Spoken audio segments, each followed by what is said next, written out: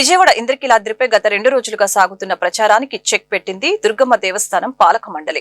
దువ్వాడ శ్రీనివాస్ పర్యటనకు సంబంధించి సోషల్ మీడియాలో వస్తున్న వార్తలపై చైర్మన్ కార్యాలయం ఒక కీలక ప్రకటన విడుదల చేసింది. దేవస్థానం ప్రతిష్టతను దెబ్బతీసేందుకు కొంతమంది కుట్రపూరితంగా వ్యవహరిస్తున్నారని మండిపడ్డారు. ఇంద్రకీలాద్రిపై దువ్వాడ శ్రీనివాస్ పర్యటన ఇప్పుడు రాజకీయ దుమారానికి దారితీసింది. అయితే దీనిపై దేవస్థానం చైర్మన్ కార్యాలయం స్పష్టతనిచ్చింది.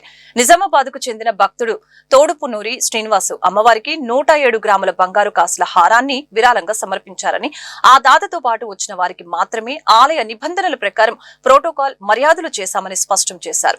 ఇందులో ఎటువంటి రాజకీయ ప్రాధాన్యత లేదని వివరించారు. ముఖ్యంగా ఫోటోలో వివాదంపై దేవస్థానం తీవ్రంగా స్పందించింది.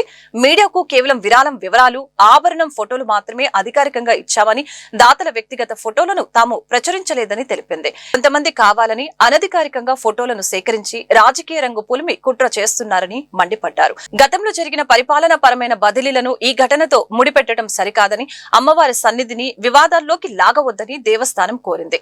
రాజకీయాలకు అతీతంగా భక్తులను గౌరవించడం తమ బాధ్యత అని, అసత్య ప్రచారాలను నమ్మవద్దని చైర్మన్ కార్యాలయం భక్తులకు విజ్ఞప్తి చేసింది.